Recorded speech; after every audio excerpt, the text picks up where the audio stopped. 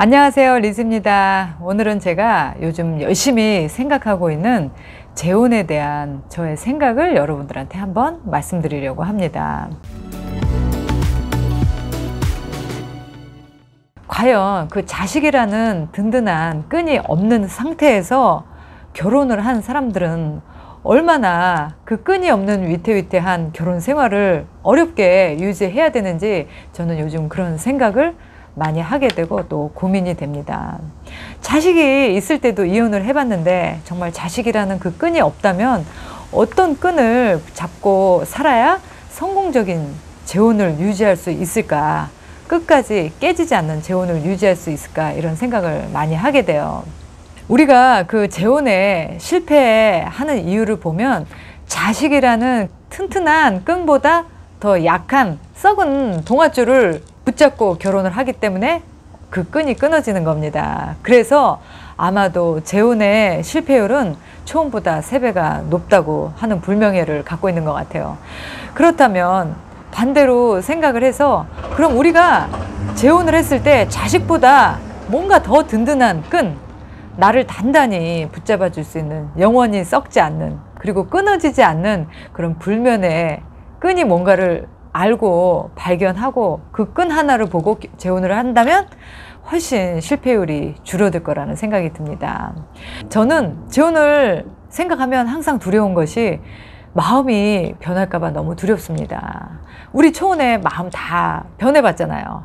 처음에 결혼할 때 영원히 사랑할 것처럼, 영원히 같이 살 것처럼 맹세를 해봤지만 결코 현실 세계에서는 그 맹세나 나의 믿음이 오래가지 않는다는 거. 그럼 내 마음이 그렇게 쉽게 변한다면 내 마음이 변해도 괜찮은 사실, 그리고 마음보다 더 굳건하게 나를 지켜줄 수 있는 그 무엇인가를 보고 재혼을 한다면 재혼이 파탄날까 봐 두려워하지 않겠다라는 생각이 들었어요. 우리가 재혼을 할 때 꼭 고려해 봐야 될 5가지를 한번 생각해 봤는데요. 첫 번째는 신뢰가 있어야 되겠죠. 무슨 일이 있어도 그 사람을 단단히 믿는 그 신뢰가 바탕이 돼야지 그 다음 스텝으로 뭔가 시작을 할 수 있게 됩니다. 신뢰가 기본적으로 없고 항상 그 사람이 무슨 생각을 하는지, 나가서 뭘 하는지, 어떤 사람인지 모르고 믿지를 못하는 상태에서 재혼을 생각하는 사람은 아마 없을 겁니다. 믿음은 가장 첫 번째 단추인 것 같아요. 그리고 두 번째 단추는 사랑입니다. 사랑은 애정, 그 사람을 정말 이쁘고 사랑스럽게 바라보는 마음이고, 또 그 사람 때문에 내가 뭔가 희생할 수 있을 때, 그 사랑의 대가를 치를 수 있을 때, 그리고 역시 상대도 나를 사랑하는 마음으로 뭔가 그 사람도 희생과 포기를 할 줄 알아야 진짜 사랑이라고 제가 말씀을 드렸어요. 그럼 세 번째는 뭘까요? 존경심입니다. 우리가 특히 나이 먹어서 이렇게 노년을 보낼 때 서로 신뢰하고 사랑하는 것이 모두 복합된 이 존경의 마음이 그 사람한테 있어야 그 마음 역시도 오랫동안 나를 살게 할 수 있는 아주 튼튼한 끈이라고 봅니다.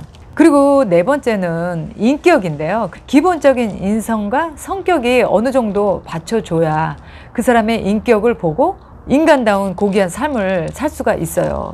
그리고 마지막 끈은 바로 안정입니다. 그 안정은 나에게 경제적인 풍요로움을 줄 수 있는 게 안정이에요. 이 경제적인 안정, 경제적인 풍요로움은 그 어떤 것보다도 든든한 끈이 될 수 있어요. 자식보다도 더 든든한 우리 관계를 묶어줄 수 있는 그런 5가지 끈을 이렇게 정리를 해봤는데, 여러분들 경험은 어떤 끈이 가장 먼저 끊어지던가요? 이런 5가지의 조건들이 서서히 내 마음이 변해서 끊어질 수도 있고, 또 상대가 내 생각 같지 않게 또 상대가 변해서 끊어지는 경험도 우리 해봤습니다. 그러면 아무리 사람의 마음이 변해도 정말 끊어지지 않는 끈이 뭔가를 알게 된다면 우리가 그 끈 하나만 붙잡고 살아도 훨씬 성공률이 높을 것 같아요.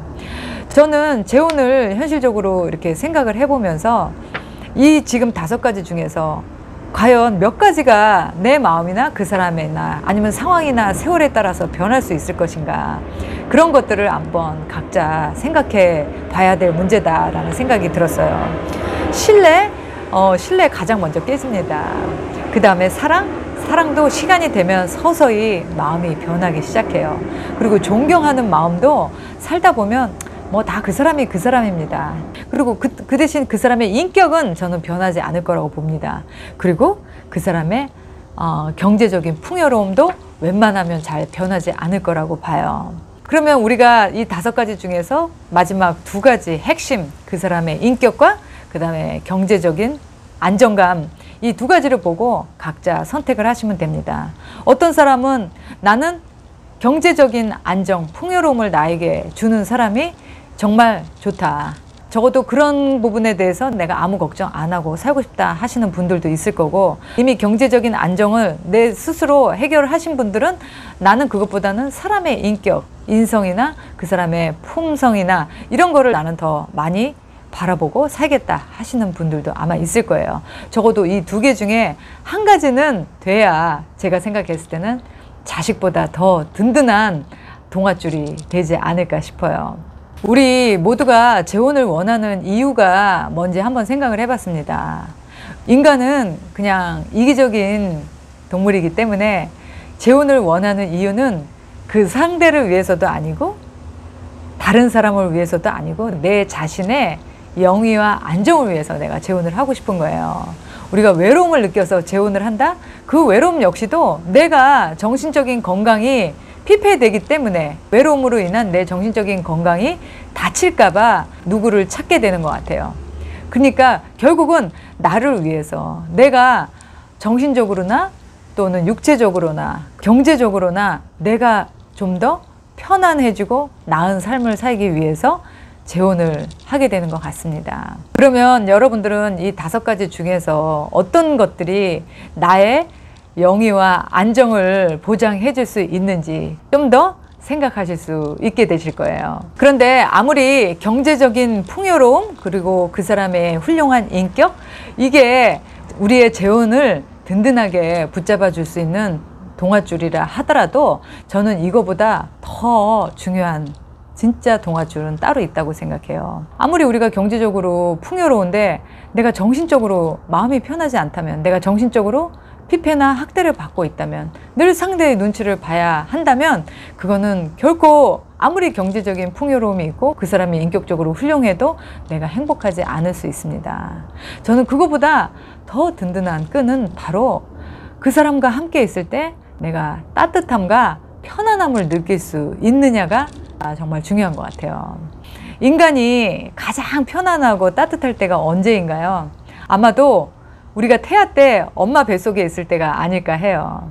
그럼 그렇게 엄마 뱃속에서 태아 때 편안하고 따뜻했던 그런 기억을 이 세상 밖으로 나와서 누군가와 그런 그 감정을 찾는다라는 거는 그 사람은 나에게 엄마의 자궁과도 같은 그런 푸근한 그런 상대일 겁니다.